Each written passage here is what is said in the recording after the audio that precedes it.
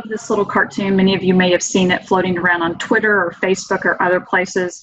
I know you guys can envision this and probably have been thinking about this as we've been waiting to hear what's going to happen in school. Trying to help, figure out how to get kids to keep their mask on and social distancing. I just thought this was kind of funny. So here's what our goals are for this session today. Literally, we want to talk about district materials for NTI 2.0. We're going to talk a little bit about norms for the session. And while we're doing this, what we're trying to do is we're really trying to model how you might do some of these things with your kids. We're going to talk about probably the two biggest terms floating around since we're going into this virtual world right now, and that is synchronous and asynchronous learning. We're going to give you an example schedule for a virtual classroom. We're going to talk about online tools, and we're going to have some resources so that you guys have some planning time. We'll also make sure that we give you a little bit of time in a breakout room so that you can talk with a small group.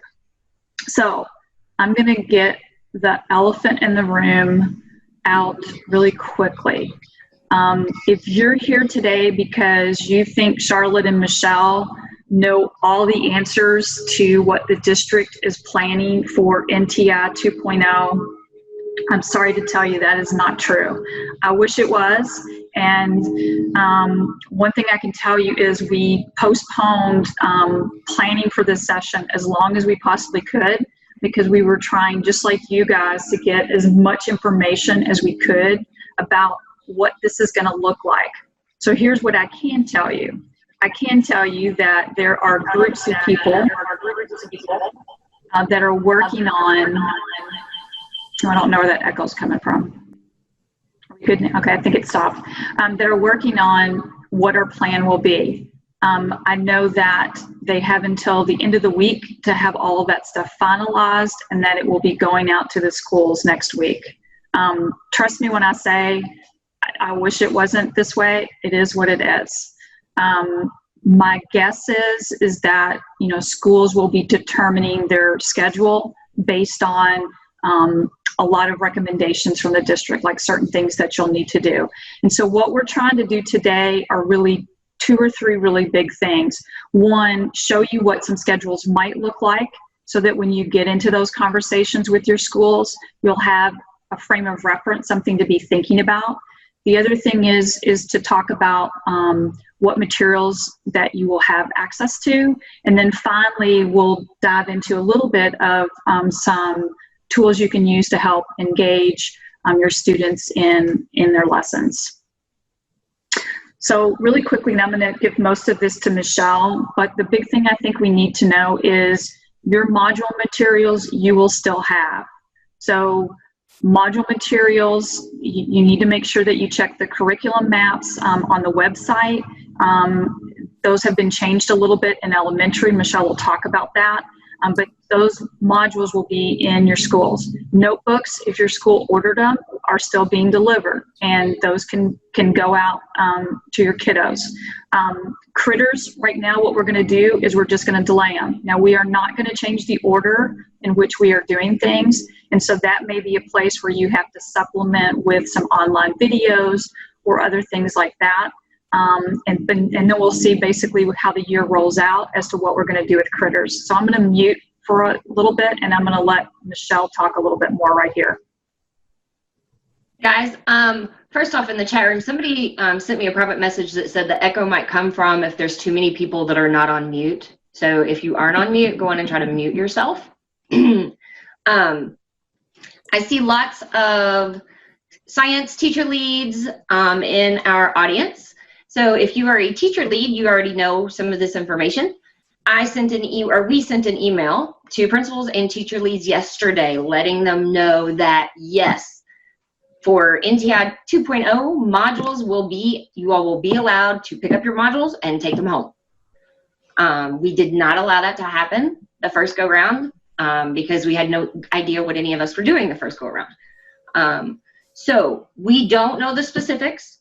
And I know right now people can't get into buildings. We feel like there's going to be opportunities for teachers to get into buildings. So before you ever get there, modules that you will need will be there waiting for you.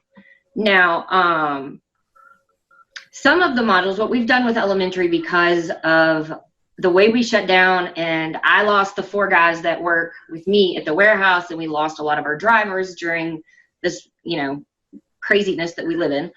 So we have not been able to collect modules. So you have lots of modules sitting in schools right now. So what we did is we took the very last module from last year and made it the first module for this year. The only difference is 5th grade, because 5th grade only teaches 2 modules. So we already had Weather on Earth at the warehouse. So we were able to get that refurbished.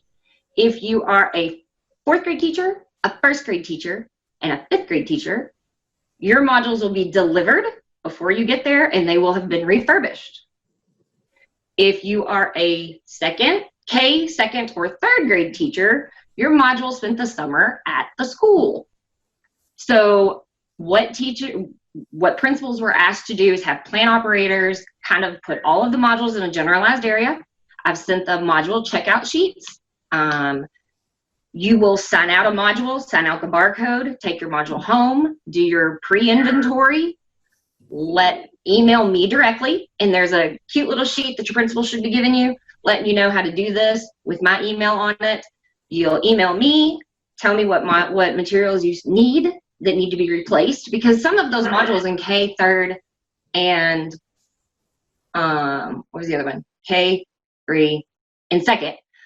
We're in the middle of being used. So we know some materials were probably used.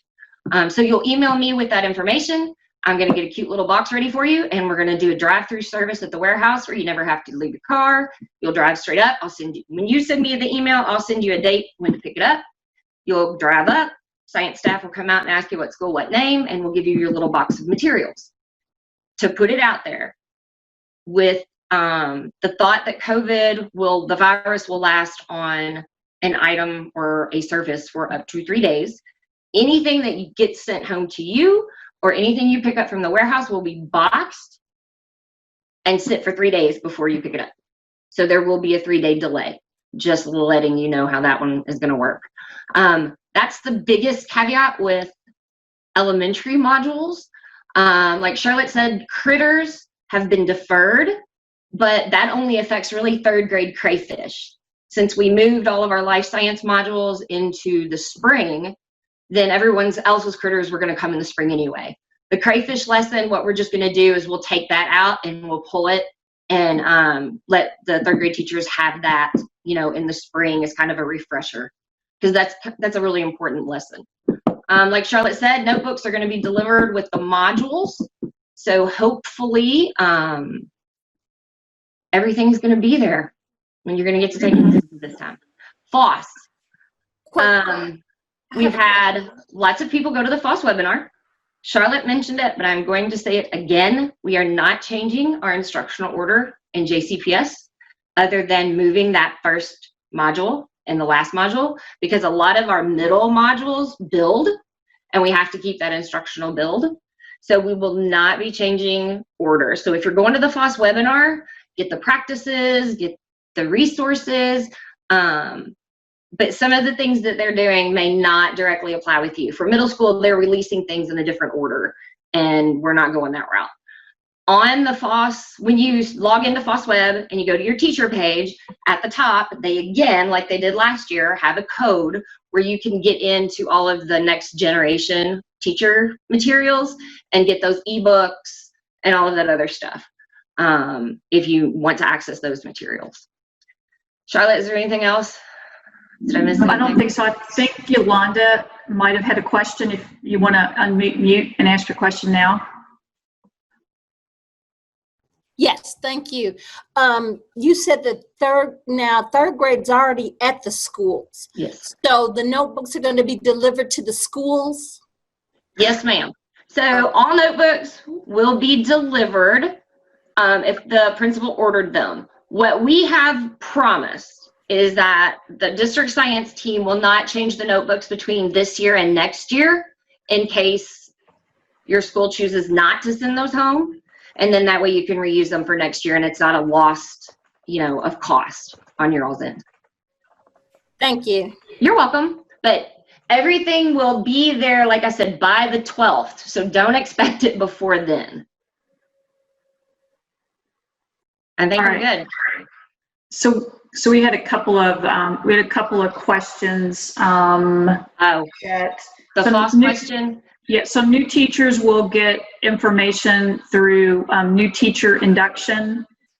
Also, if you remember on all of the planning guides in elementary, it gives you your FOSS login information. Michelle did a great video on accessing FOSS for the spring NTI, and we will post that and make that available as well. But if there's any new teachers on here, just realize that you'll get a more intense, like today we will not really talk about the curriculum maps and curriculum frameworks per se, because those are all access. If you're trying to get quicker access, you can always email me, and I will be happy to have one-on-one with any new folks about that. But I think we have you guys covered. All right. The second thing with FOSS is that FOSS is trying to get JCPS IT is working with FOSS to try to get the student login under the Clever or however you say that app, where the students have one login.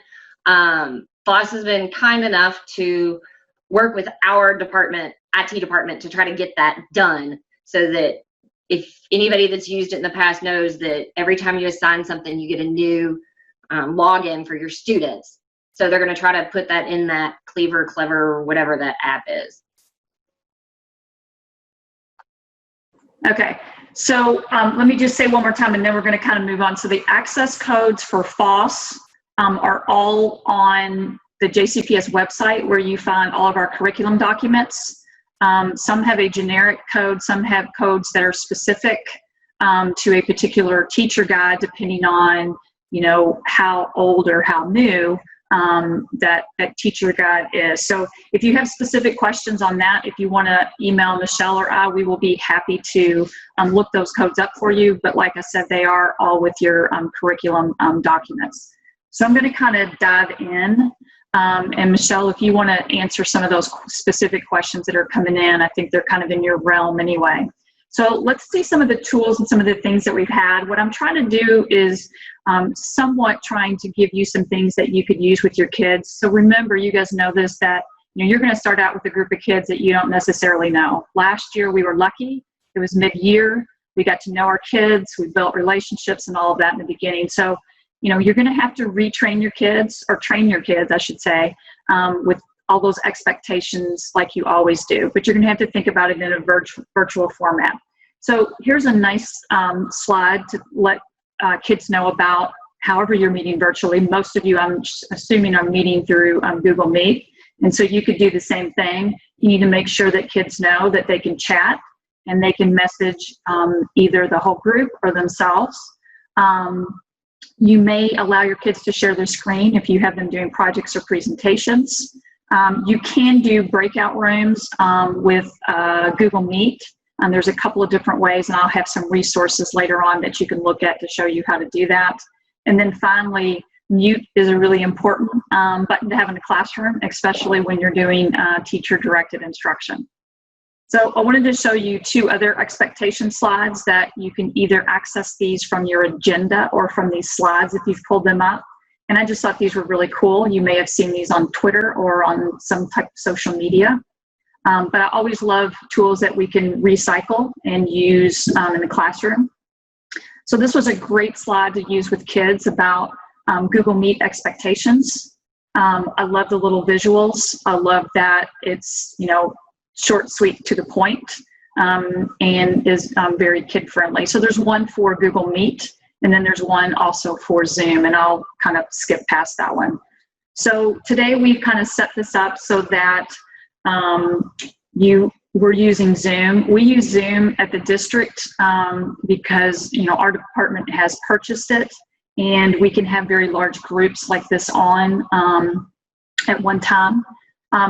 We also have an agenda for you. We did the agenda because we wanted you to be able to have those links so that you could easily access any of the materials, any of the things that we're suggesting. And you'll notice will be a ton of links on that agenda.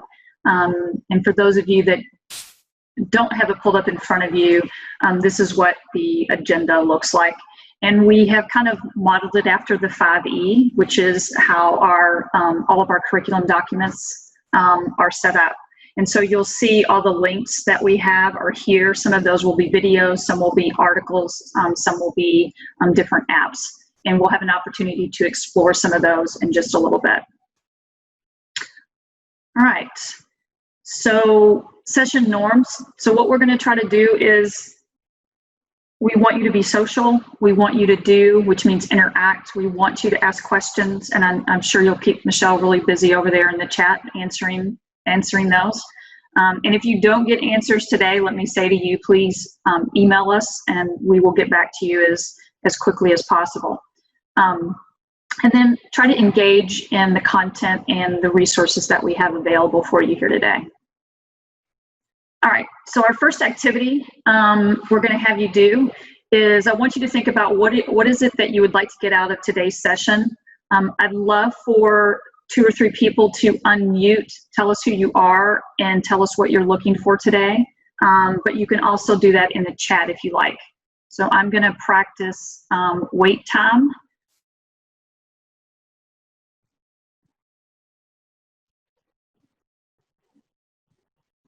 And I'm really good. If I don't get a volunteer, I might pick on somebody.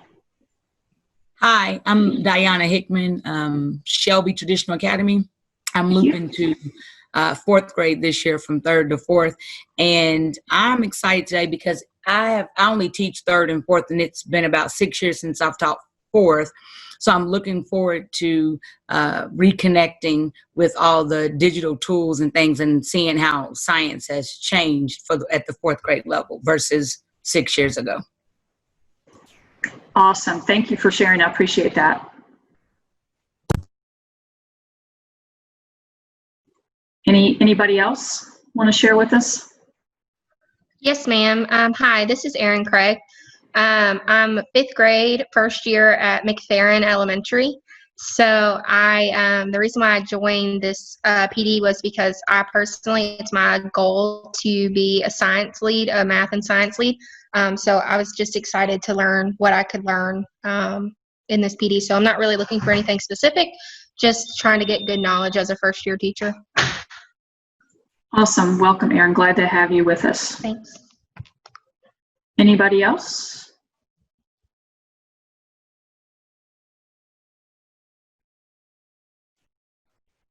All right, then I'll go ahead and move on. We won't put you on the spot today, but once again, this is something that you could be doing with your kids, encouraging them, especially in those early days when you guys are first meeting. You need to get them on talking. They're gonna want this socialization, not only with you, but with their classmates. And so hopefully we'll have some tools that will help encourage that. So the one thing I want to ask you to think about is, we know this year is probably going to be difficult, but I think we need to look at it as something new and exciting.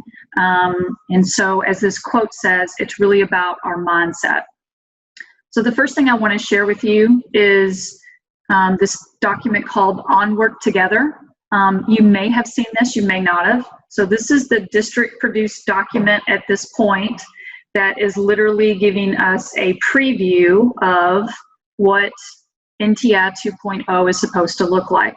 Now, one of the things I've said to you is, like, I don't have the answers. I don't know what the district is going to say about exactly what they want the school day to look like. What I think they're going to do is I think they're going to allow schools to come up with some of that, but based on guidelines. So what I wanted to show you is what's out there so far. So we're just gonna look very quickly at pages 8 and 9. So pages 8 and 9 are the guiding principles around NTI with 2.0. And so you can see some of the things that the district is recommending. Take what we did last year, build upon it, create more equitable, robust, personalized experience for each student, provide opportunities for daily instruction and interaction between students and teachers, because many of us didn't necessarily have interactions with our kids every day, and it may not have looked, like what our classrooms had looked like in the past. And so we'll be moving more towards that, but at the same time realizing we don't want our kids sitting in front of a computer every single day, 7 hours a day, right?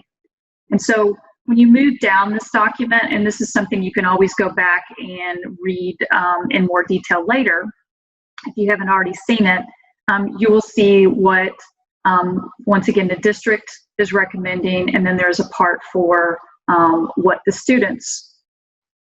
schools will do. So NTI plans are developed to share with students and parents prior to NTI. Schools will host orientation sessions, whether virtual or in person. Kids may receive packets from your school. So if you remember earlier, Michelle said the notebooks would be delivered to the schools if your schools order those notebooks.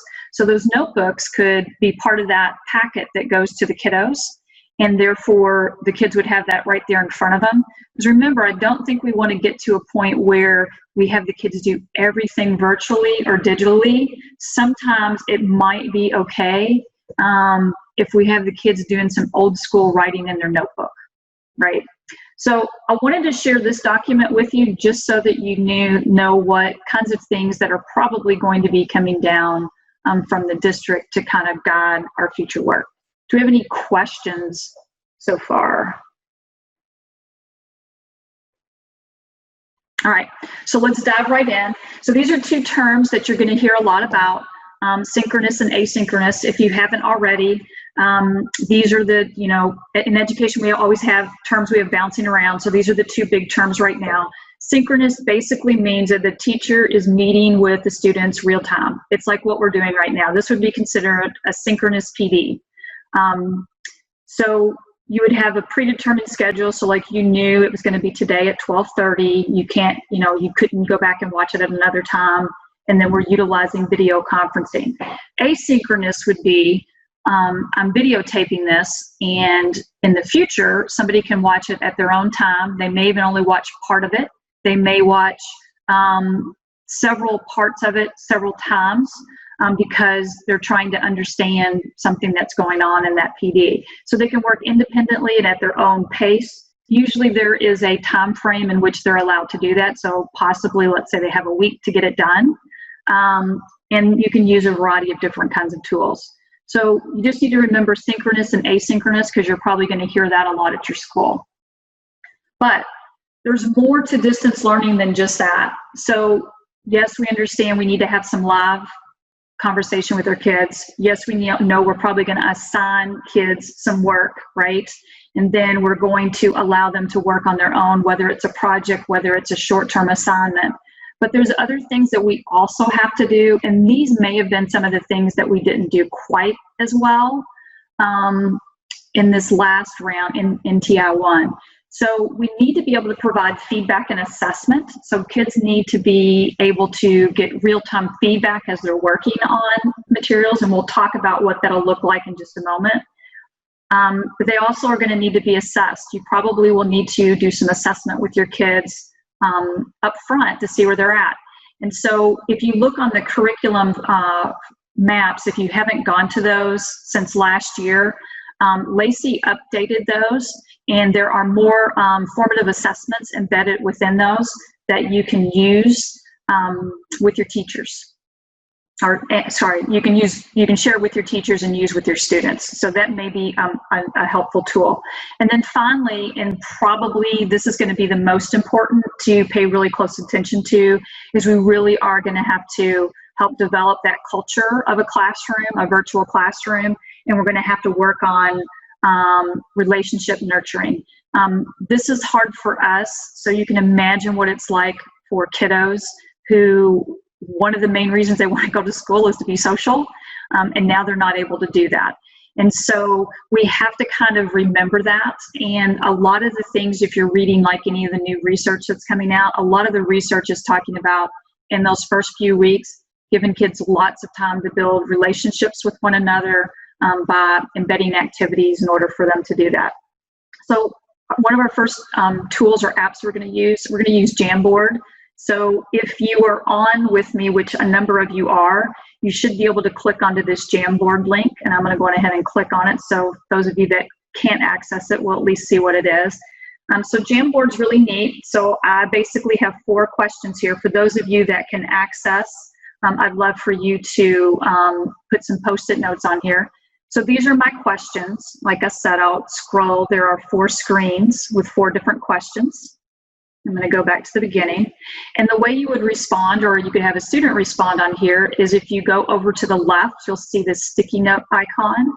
And so you can make a response here. So the first question is, how did I do synchronous lessons during NTI? I used Google Meets. So I might say that. And so whatever I say then populates up there. So this is a really fun way to interact with your kiddos. If you're not familiar with it, thank you folks for dropping some things on there. You have a variety of other tools, like you can add an image, you can use a laser, so like I could use a laser pointer to point this one out. You can highlight some things, and so forth. So like I could use the pen and I could try to write right on the board, right? So it's just a great little tool that works with your kids. And like I said, there are several other slides if anybody wants to respond to any of the other slides. I'll give people just a moment to do that. By the way, Jamboard is very simple to get if you don't have it already. When you're in your Google Drive, you can go up to the little waffle and you can go down and easily add, or just Google it and get it on there. And yes, Lana, I think you're right. This is a really big group to have on Jamboard, so some of you may not be able to get in, and I apologize for that. But with the classroom size, you should be just fine. With 25 to 30 kids, you should be able to access it pretty easily. Charlotte, can you quickly, we've had a couple of questions privately about accessing all of the science resources and where to go. Okay, so which science resources are we talking? Ours, the JCPS science resources, our frameworks and such for the new teachers. Just tell them where to go. Yeah, so basically, I can actually pull it up for you. My screen should have just changed, and I can copy this. I'll copy this link into the chat. So this is the curriculum design and resource page. For those of you that are not familiar, you click on curriculum frameworks, and you click on K-12 science, and you'll see all of the different boxes there. And unlike other content areas, science has a complete curriculum. Basically, we have a day-by-day lesson. Now, that doesn't mean you can't modify, adapt, and change for your own needs, but I heard a couple people that are new or people that are changing grade levels. It's a really great resource to start out with, because you don't have to kill yourself trying to figure out all these different resources. And I will say this as well. I just posted that in the chat for you guys. I will say this as well. This whole culture nurturing piece, we teachers need to do that as well. And one of the things I would suggest to you as we get into NTI 2.0, don't kill yourself by trying to come up with 1,000 different bells and whistles. Do a few things, use what you've got. I know there's a number of you on here that have been teaching science for a while. You may not be as old as me, but you've been teaching it for a while. And so you have lots of things you've already developed. You have, slides that go along with each of the different lessons. You can use those. You just may have to modify them slightly. And the big modification is what? Hands-on, right? So just keep that in mind, and start small. Try some new things as you can, and hopefully we'll have a few on here that you like, but don't feel like you have to change everything. All right, so now I'm going to go into a schedule. Now, once again, what I'm going to say to you up front is I'm not telling you this is the schedule. What I'm telling you is this is a thought of a schedule, and I've got several that I'm going to show you, so that as you get into these conversations with your schools, you'll have thought about how you might want to do this. So this is a very kind of broad schedule, and the way this one is kind of worked out is, you know, on Monday you would be teaching a different subject. So this would work definitely for most of you that at least K through 3. I know sometimes in 4th and 5th you departmentalize. If you don't departmentalize, this will work. So that you're giving kids, you know, a different subject per day. Now that doesn't mean that they're all synchronous, which means live. Some of them may be asynchronous, where you post an assignment, or you might have a short videotaped recording to kind of explain what the student is going to do, and then you kind of dive into it. I'm going to move on. This is another one that's looking at kind of adding in both that social or the cultural piece along with process and academic. This one might look a little bit more upper grade level than the last one. And then here's where I want to dive in to give you maybe a better view of what this looks like. So if you're teaching synchronously, you should kind of know what that means. So you're teaching live, right? So you're doing like a live video. So what you may have is several days a week. It may be 3, it may be 2, it may only be 1. But your classes would meet online, whatever that might look like. I've put 45 minutes on here because when you're working online with folks, especially kiddos and especially little kiddos, you're gonna have to take more breaks. So it may not even be 45 minutes, it may be 30 minutes. So you meet with them for a time, right? So let's just say I'm gonna do a kind of a middle of the road. So I start with my math students at 8, 9 o'clock, whatever you determine. So I do math for 40 or 45 minutes. Then the teacher and the students take a 15-minute break. Then the kids come back on and I come back on at 9 o'clock and maybe we're doing reading together. We do, once again, 30 to 45 minutes, and then we take a 15, 20-minute break. And then I might do the same thing for science. So I may do that for 2 or 3 days a week, right? So then what would the other days look like? So then the other days would be asynchronous, where they're either working on assignments from these days, or I've posted new assignments for students to do and to work independently at their own pace. Now, I will say this, because there are a number of you on here that have little itty bitty bitty bitties, right? And so their independent time will not be as much, obviously, right? Because there may not be somebody there, to work with them independently. Parents may be too busy. They may have multiple siblings that they're all trying to figure out. So you'll have to think about that a little bit. So with little bitties, you may be on more synchronous time, live time together, but just remember, for shorter periods of time, you'll need to take a few more breaks. I'm going to pause. Michelle, do we have any questions that we need to? So far, most of the questions have just been Jamboard related, and the people that are the experts in the group have been answering them. So we're good. Awesome. They're paying attention to you. They're not doing a lot of chatting. That's great, because I know there's probably people out there that know technology better than I do. I apologize, you guys. I'm old. But Charlotte, I do know that we do have several kindergarten teachers. Yes, here. I saw when I was sending out the email, I saw there were a number of kindergarten, and we may even have the, even before that folks. So, and we may have to look at having some separate stuff for special groups like that, because kindergarten, kindergarten and maybe even first grade are even more difficult in a way, because the kids don't have the skills that some of the older kids will say. But I will say this, so having said that, I will say that some of these little bitties are pretty savvy. My niece, who is about 5 now, figured out how to hack Class Dojo and was actually adding points to her dojo that was getting sent home to her mom. And like when she got like 1,000 points, it kind of alerted them that there was something going on. So, you know, maybe they know more than we do. So another asynchronous schedule example. This one I put up here because I wanted you to envision what your day might look like, because the one thing we need to do as teachers, we need to take care of ourselves.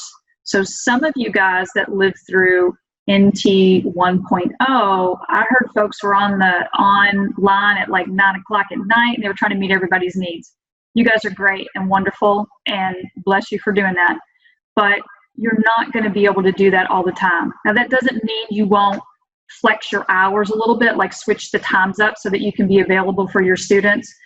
But look at this, how an asynchronous day might go. So you might post an assignment or have a video posted that explains an assignment. Then the kids basically are set free to work on the assignment on their time. And you can monitor what they're doing. You may have office hours, right? You could provide feedback to the students. You might be trying to communicate with some of your students that you notice have not popped online, right? So what I wanted you to be able to see is that not all of your day will be direct teaching with the kids. So you're going to monitor, you may be preparing for the next day's assignment, right? Depending on what you've assigned and what you have them do. Then you want to come up with, and these don't have to be daily, but make sure that you have some kind of a deadline for students to submit work so that you're not going crazy, because that gives you time to at least grade the majority of what you need to grade. And these times don't matter, those can be adjusted. And then you want to make sure you have some time to assess students' progress, right? So you can figure out if you need to change the next day's lesson, provide feedback, whether to individual students or groups of students. And you may be having to contact some folks that are not doing the work. And then you need to have a cutoff time. And like I said, if you wanted to do, you know, one night a week or something, that you do like later office hours, 2 nights a week. I'm not trying to tell anybody how to do this. What I'm doing is offering you suggestions and ideas. If you wanted to have a later time, because that may help with some of your students because they need to have, you know, some parent support to help some of that, that's fine, but then cut the time out someplace else, right? So you take a longer break in the afternoon if you want to be online from 5 to 7 for students. So I wanted you to kind of have a picture of what your day might look like, because when we did NTI 1.0, every school was doing something different. Some schools didn't do a whole lot. They gave kids a couple of assignments per week, checked in with them once or twice, and then they were kind of on their own. It's going to be different this time. You know, they're going to want more live time, more teaching time, you know, working with the kiddos.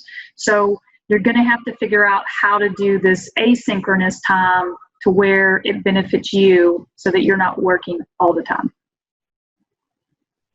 All right. So what I want to do is I am going to attempt to put you in breakout rooms here really quickly. And if you have access to the agenda, you will see that we have these questions, and there's a copy of those there. If not, I'm pretty informal with what we're doing today. What I want you to really focus on is talk about you know, what your schools are saying. Like, some of your schools may be smart and working ahead and thinking about what the average day is going to look like and what the week is going to look like. I want you to be able to share with the folks that are in your room, kind of talk about what's going on. All right? Anybody have a question? All right, so I am going to put you into breakout rooms, and we're going to take about 10 minutes with that for you guys to talk.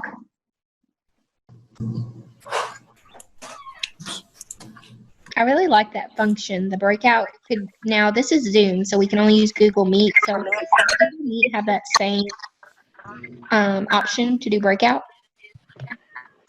That's an excellent question, Erin. And So Google Meet is currently working on making it as easy as it is with Zoom. So Zoom, I literally click a button.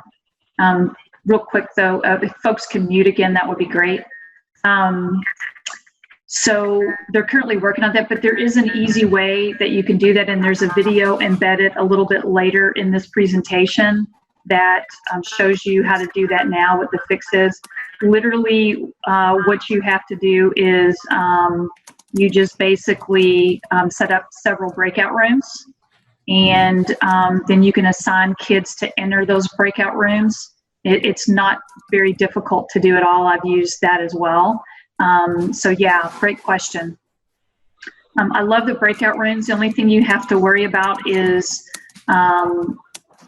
if you do the breakout rooms with Google Meet, in some ways they might actually be better because it's easy for you to be in all of the rooms at the same time so you can monitor the chat.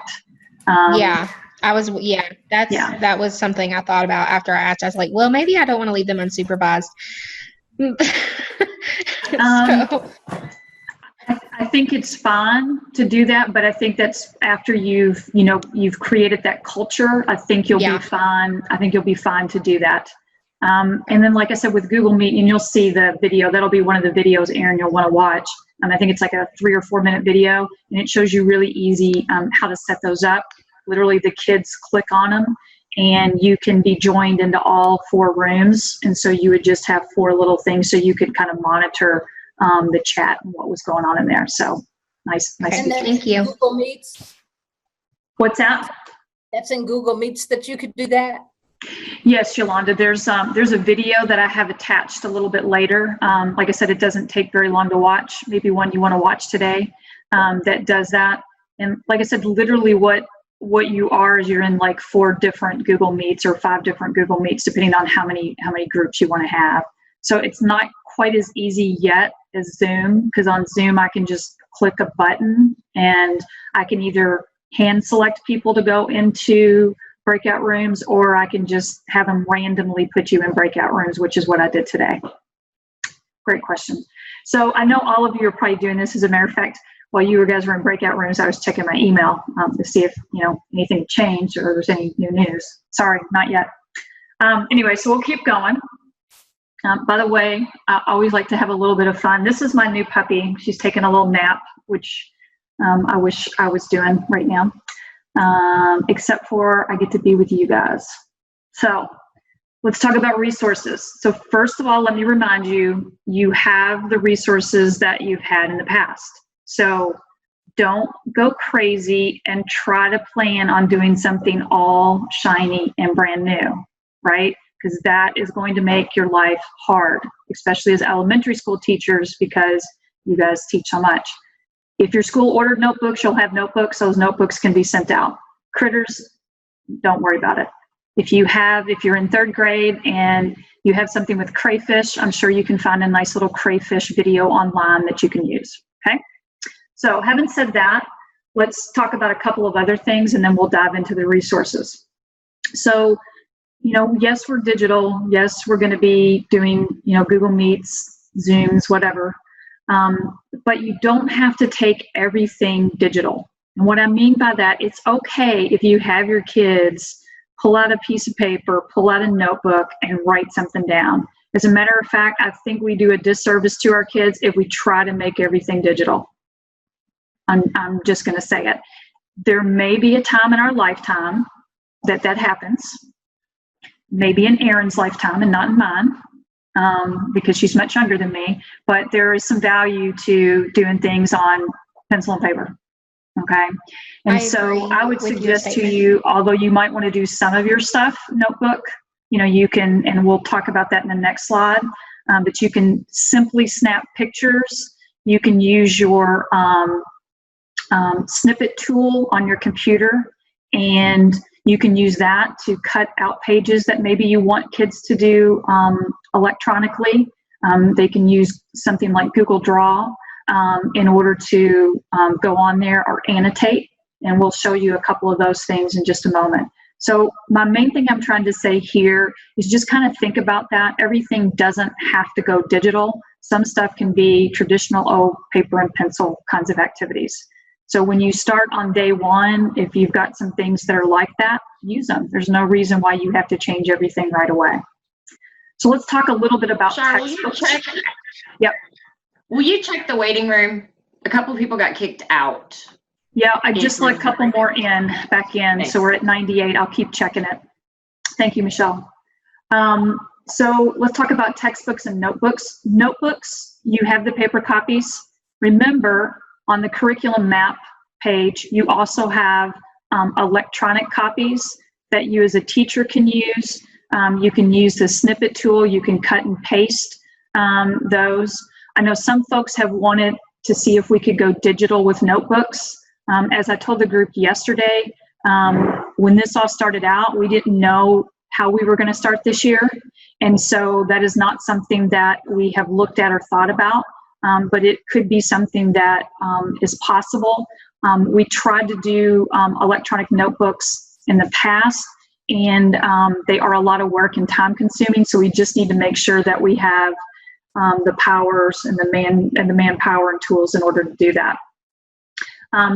You can get most of the FOSS readers in an e-text version that you can share in your Google Classroom. Like I said, Michelle did a PD on how to use some of those FOSS materials and how to import those into your classroom. I know those of you that have been around for a while already know how to do that, but if you don't know how to do that and you need access to that video, just shoot Michelle or I an email. We'll be happy to do that.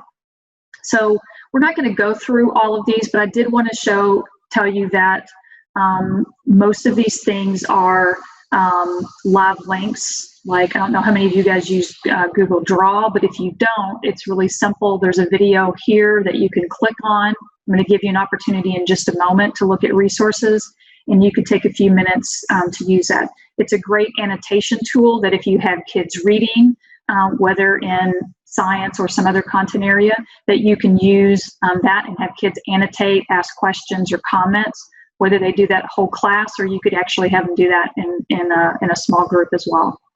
So let's look at, really quickly, I'm going to show you some of these resources, and then I'm going to give you some additional time to kind of dive into what we have here. So let me kind of explain the 4 categories that we have. So this first one are apps and what I call other. And so you'll see such things as Padlet, Flipgrid, Edpuzzle, Jamboard. So those are all either articles or videos to show you how to do those pretty quickly.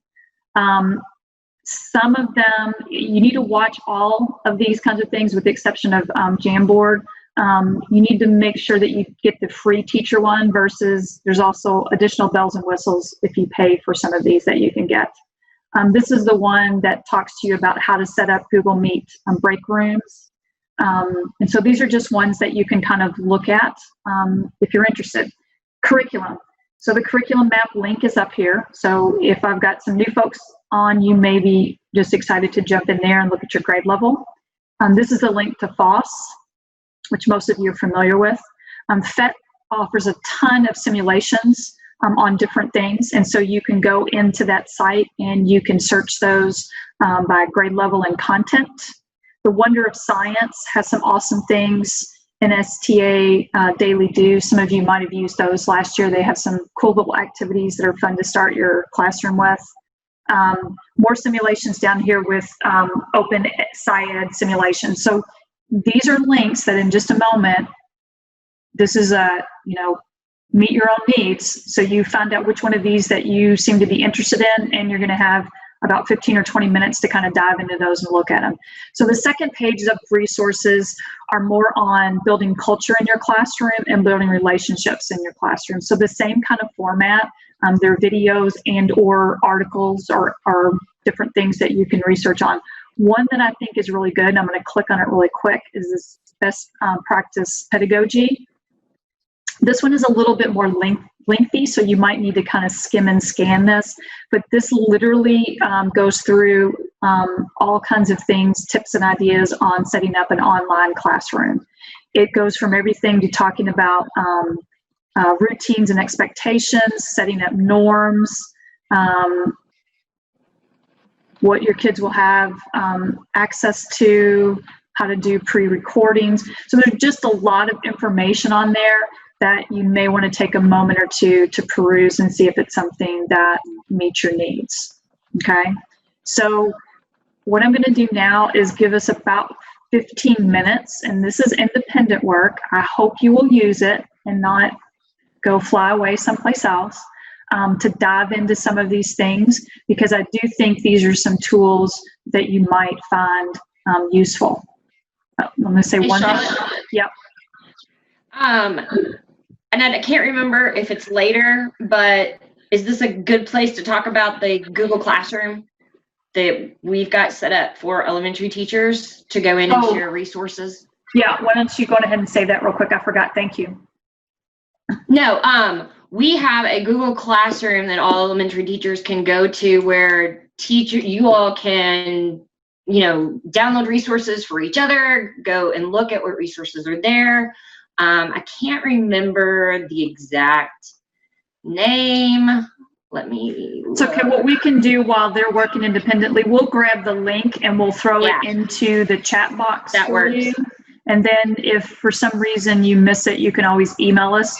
So like I said, let's take about 15 minutes, 10 to 15 minutes. And I'm just going to give you some time to look at some of the resources and see what might be useful to you. Michelle, could you put the agenda back in the chat box just one more time? Oh, you already did. Thank you. And I'm doing the other one as well. Awesome, because that will help. That will help folks that maybe are not on there, so that they can look at some of the resources. So we'll be back together, let's say in about 13 minutes. Okay, so I realized that wasn't a ton of time to explore, but we wanted to give you an opportunity to look at some of the materials altogether for you. And hopefully, if you find some that you like, you will have an opportunity to go back and look at some of these further. I'm hoping that in those 11 days that you'll have before the kids come back, a good portion of that will be opportunities for you guys to plan, and hopefully to be able to plan with your PLCs so that you can kind of reduce some of this work. So a couple of people shared several tools that they liked. Anybody else care to share something that they looked at and how they think it might be useful in the classroom?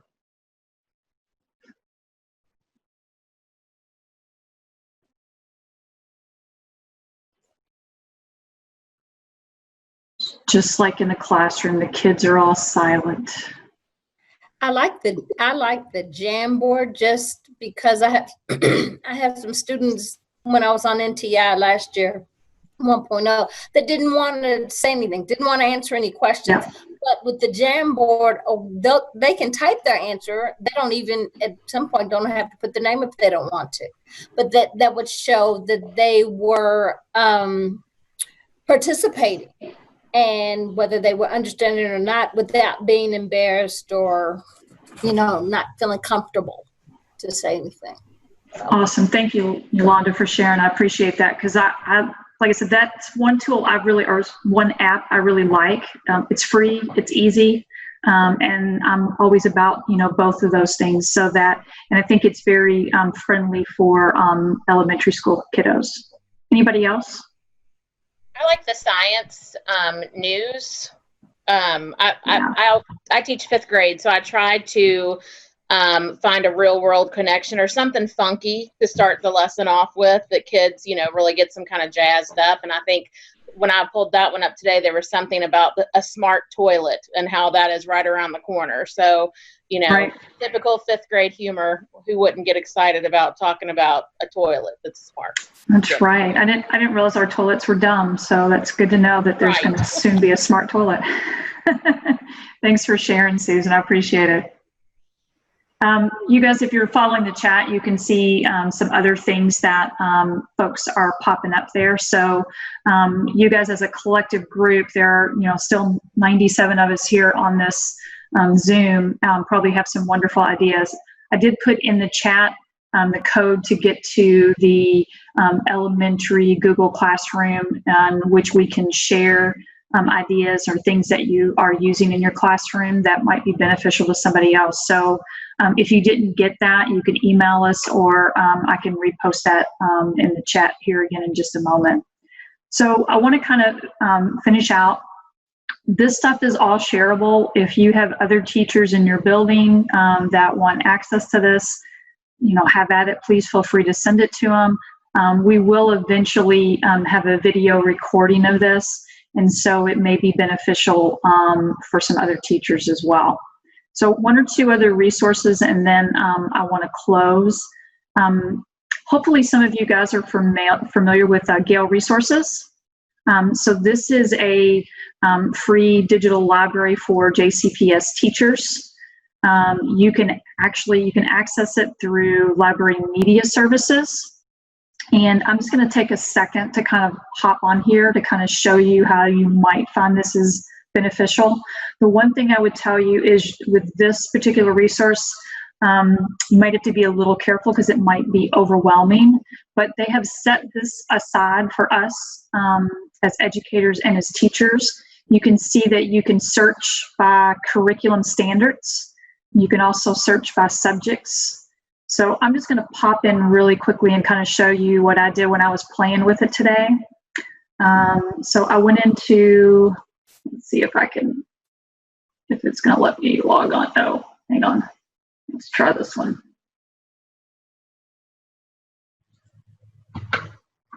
Oh, it may have bumped me out.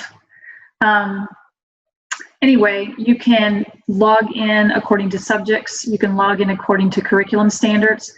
And then basically there are all kinds of materials that are put aside for us. So when I did this earlier today, one of the things I was able to pull up, I just was looking at plant and animal structures and was quickly able to go in. I found 2 or 3 videos. I found a good diagram of a plant structure, and then I found several articles that look like they would be relevant to like 4th graders. So this is a resource that is available to all JCPS teachers. It also will, there will be some trainings I know on how to access Gale as a teacher and how to pull those resources together. You can also take those resources, and they're very easy to transport into your Google Drive or into your Google Classroom. Sorry, I can't pull it up just at the moment. So let's go back and kind of finish out, because I want to leave time for questions if there are any questions. So I want to come back to the PD link really quickly. If you came on a little bit later, make sure that you click onto this link and you fill out the information. Make sure that you put a name that is recognizable to PD Central so that I can get your attendance added in there for you. It will probably take me a couple of days, but I would say by the end of the week, I should have that on there for you. Okay. One last thing, and we're not going to go over this at all, and some of you will probably be mad at me, but I tried to play around with one of our units, and this is one of our newer units in 4th grade. It's the one that actually 4th grade will be starting with when they come back. And it might be one that's scaring a few of you because it's all about plant structure and function. So what I want to just tell you is literally what I did is I looked at the curriculum planning guides, and then I basically came up with slides, and I interjected some tools in there for kiddos to use.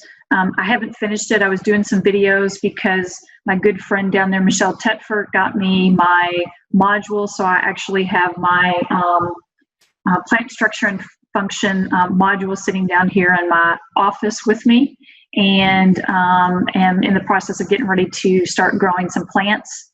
And then I will be able to insert some videos for the students to see how I'm growing the plants. So the kids may not be able to grow the plants themselves, but at this point they'll get to see videos of kind of that process going on. So I have this in here.